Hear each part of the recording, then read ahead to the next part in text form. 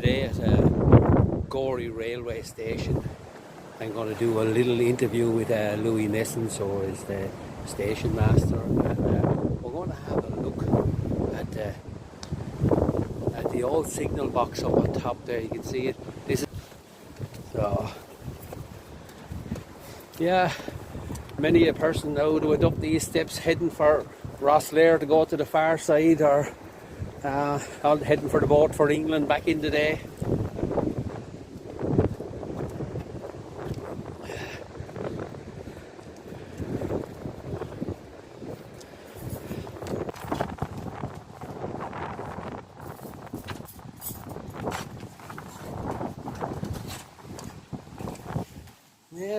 Who was that a chap? Jack Hayes. Jack Hayes would have been here in the time when we were chaps. Would you just give me an idea, Louis, which was which? That's the frame there. Oh, there's the frame. Ah, right. So yeah. So in a Scorty, and then you could switch tracks by just pulling one of these levers here. Yeah, and you have the gradient there then. Right. Very good. So it's important that you know the gradient coming in. Yes, and that would be for to slow them down. Obviously, when you say gradient now for brakes and all that. Oh yeah, braking distance and all that. All right. Yeah. So what? It also gives you on that there the distance. Yes, that it's going to take. So there's the distance out to number one. Oh yeah. Distance to in outer yards home. or meters, is it? That's the outer home. Yes. Yeah, it's in meters, of course. Of course, yeah. No, the gradient is, I think. No, the gradient is not on that one, but right. I used to give the gradient as well. And then this is the tree. So this is here is the distance signal. That's normally an amber. Right.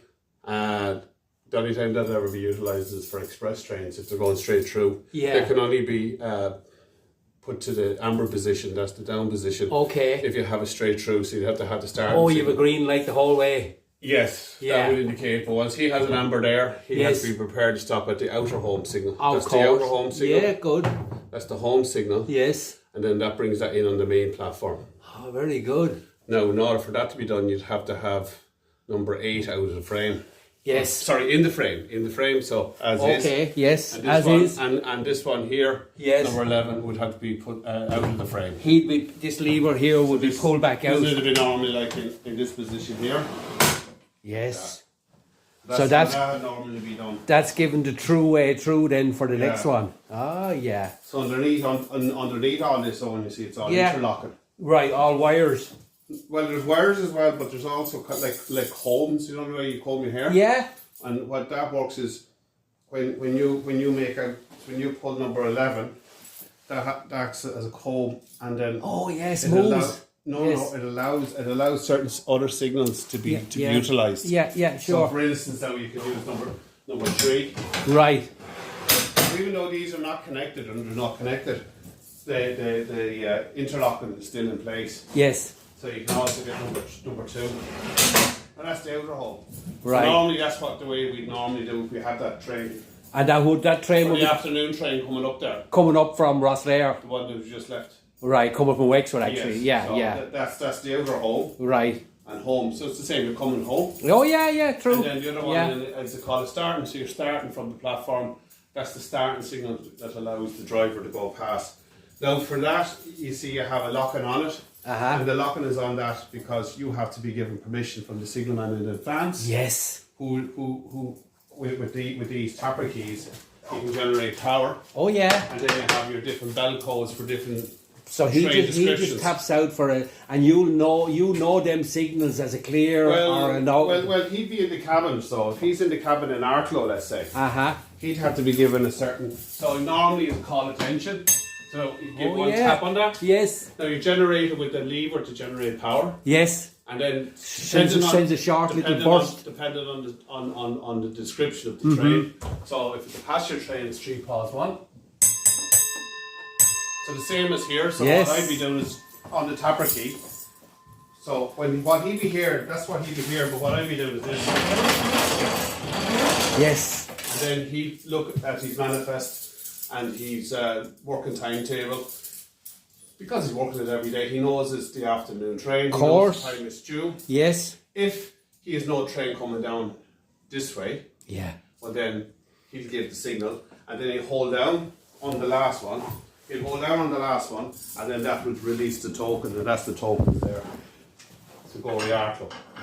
Release the token. That releases the key. Right. The key is put into the. And do you remember back in the old day to be a key coming through, and one of the lads used to have to? Could I have a look at one of those? Can they come out at? No, they're locked in. I'm trying to remember one on a big hoop. The hoop is actually for snatching. Yes, but it's also because the size of them, it makes it, you know, it's like if you have a key. Yes. So if you have a key, you'll also have something attached to it big, so that you don't lose it. Of course, that makes sense, doesn't it? So it had two reasons for that. It was a big ring, so you couldn't lose the token. So they're known as the token. Yes. But it was also for a train going through. So if we had a train going straight through, right, we just put up the signal. And very often a signal boxes, it could be mid-section. Train drivers would slow down to 20 kilometres an hour, whatever. Right. And then you go out to the end of your box. Yes. Put your hand up. He'd throw out the one for the last section, which would be, say, Gorey and Liscarthy. Yes. And then he'd snatch that one. So he'd. Yeah, I remember that from. And sorry, I'm just looking at the flags here, Louis. Those would be manually if you're in trouble. Who'd be using the flags? No, the flags are used. They're used for whatever the description is. So caution is to caution the driver. But generally, the flags that you use as a signalman is a red flag and a green flag. And a green flag, yeah, for go and stop. Generally, for a green flag is generally the train guard. Right. Traditionally, now. Yes. Train guard.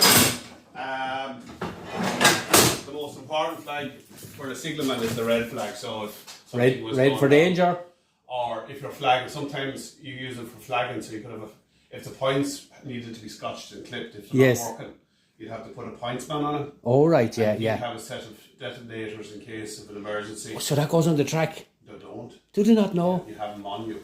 Oh right. In case anything. Oh, how do them detonators work then, Louis? You place them on the track. And the train sets them off. Yeah. Yeah, as it goes over them, and that's it. Warns to the driver. The driver. Ah, yeah. So, for instance, I could have a scenario here that there's an obstruction on the line. So obviously we'll use telephone. Yes. We'll engage with the signalman with telephone, and if that fails, we proceed to detonators and flags. So very good. And there's put down 3 detonators 20 yards apart, and they're still in use. No, well they're obsolete. It's all obsolete. Yeah. So. Oh yeah, we have the phonetic alphabet there: Alpha, Bravo, Foxtrot, Julia. Yeah. That's the pilot man. That's in case the signaling fails. So between the cabins you have the ETS. This is known as the electric token system. So how ETS electric token system? Yes, Louis. Is the signal cabin type. But what you'd have overhead wires. All right. The overhead wires went from Gorey cabin to Arklow cabin. So you had a direct link. So what happens if you have a windy day like that? That wire could break. Of course. So if that wire breaks, the signalman can't operate that. So then you set up a thing called pilot working.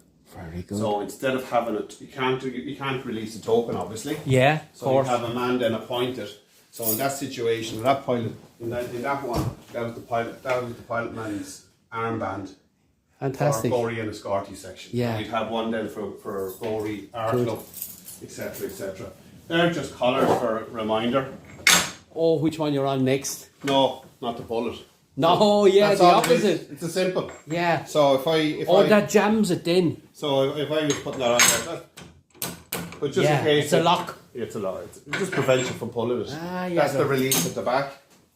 So, Louis, how long would it take someone to learn this job if they started as would you call them an apprentice? It's a very responsible job, The first thing you have to be a responsible person. Of course.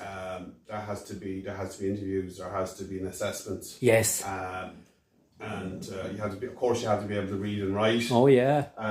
So very often, the station master back years ago, if a man was intelligent enough that say he only had worked up to 5th or 6th class, right, but he had some English, very often the station master would assist him. Great, give him a dig out. See if he's suitable for the position. Yeah. And if he's suitable for the position, then he'd train in the cabin. He'd take him under his wing for a couple of months and see what he's like. Then you're sent to Dublin then for their schooling. There's about 6 or 8 weeks in Dublin. and then there's assessments and all like that. And after all that, then there's a determination made whether you're up to the job or not. Yeah. And then if all else fails, I see the rosary beads here. Yeah. Yeah.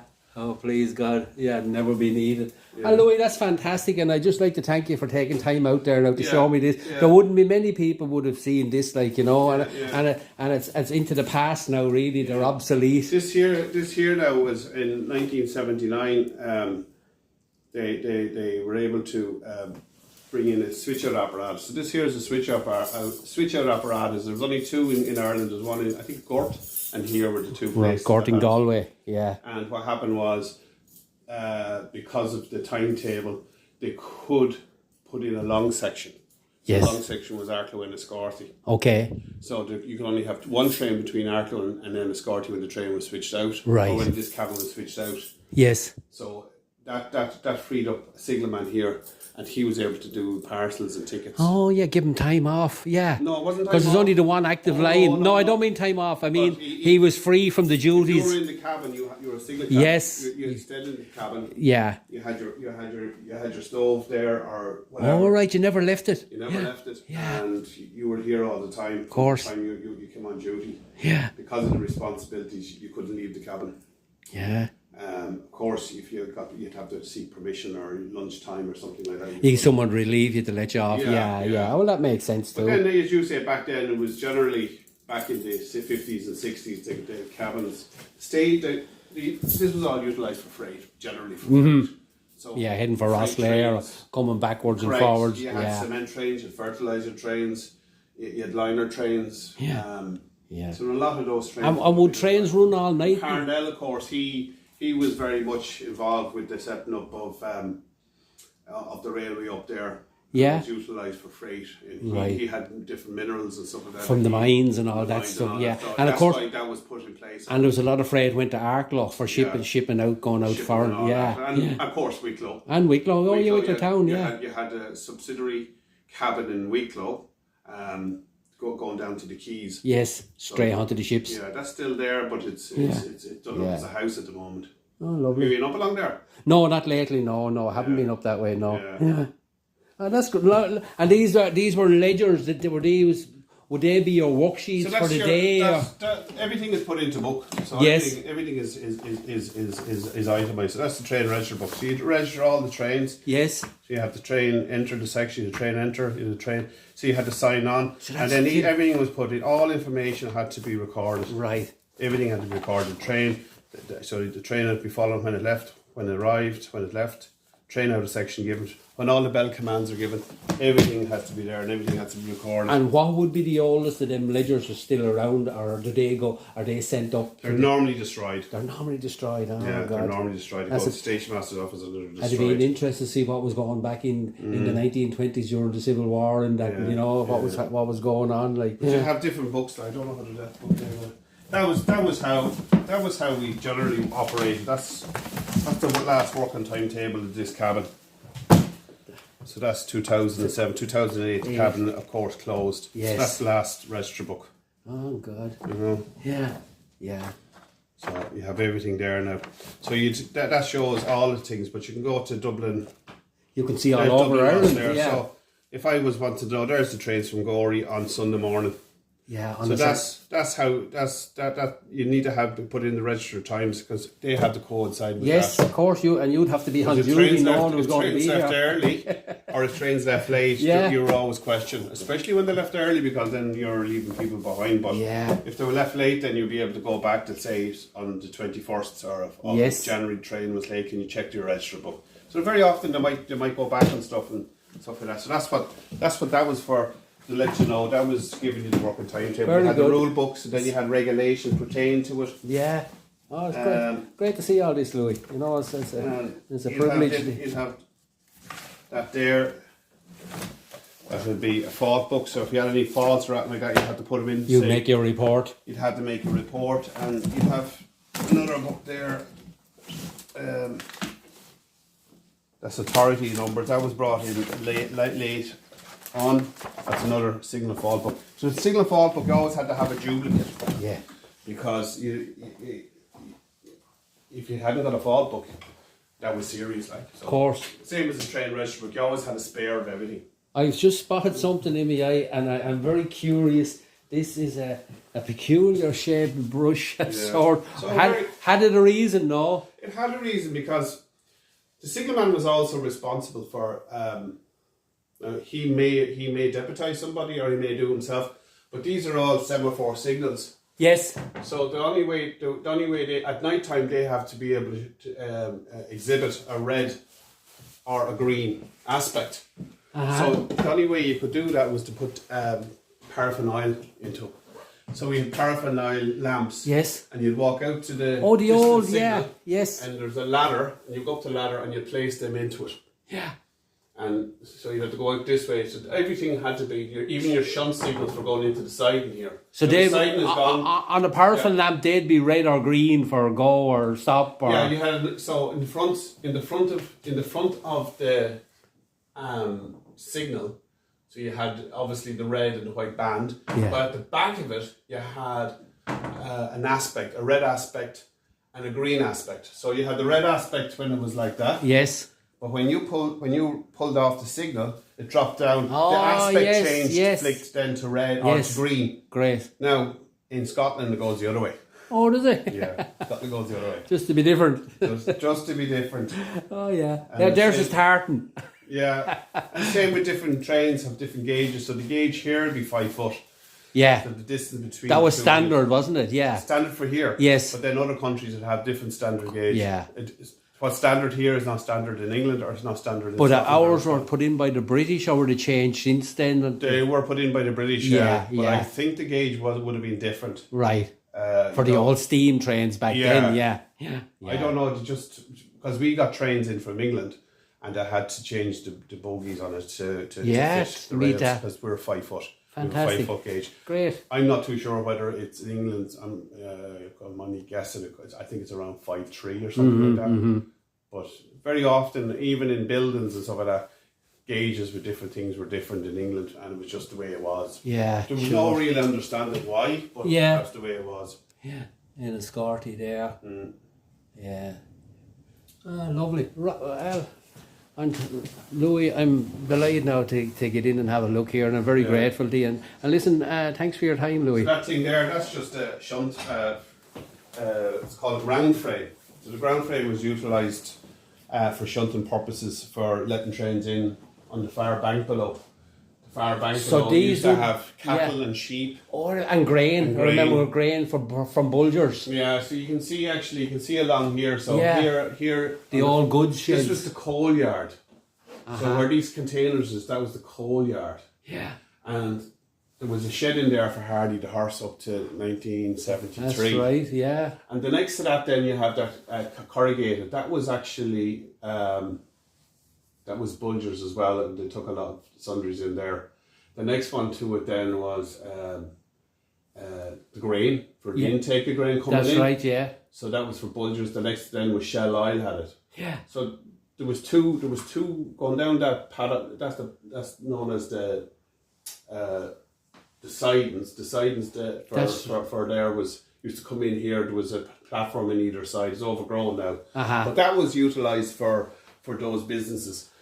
So very often they had to do shunting of the wagons to get them right for those businesses so that they correlate. Yeah. No point in Shell having a wagon down here when Shell is up there. So that's why they had, and then you had the banks here, and then you had the sundries come in through the store below. Yes. And at the back of that store then you had pens, and then where that mast is, and then where the mast is, they were all pens there, sheep, cattle. But I'm just looking across the road where the car park is. Yeah. That was a couple of acres for the horse Hardy. I remember Hardy used to graze in there. Yeah, back in our time. That's right. There was two paddocks there, one on the right and one on the left. Is divided by the rail, yes, or by the road there. Yeah. And during the emergency, as you know, Ireland didn't engage with World War II. Yeah, we were neutral. So we were confined to what oil and fossil fuels we could get in from England. So we were dependent then on turf. So during the emergency, those two paddocks were utilised sky high with turf coming in from Galway.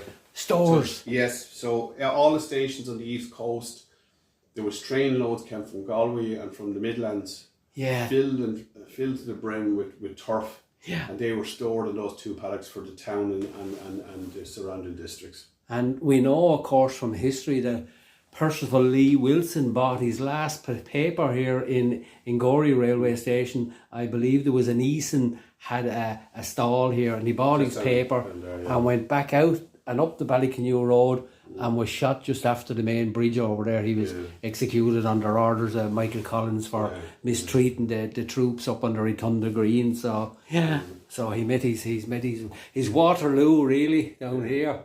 So yeah, great, Louis. That's fantastic. Now to get a bit of footage on that, and just as I say, thanks. I just step back here. Just thanks for your time there. Now you put back on your carpet there. Yeah.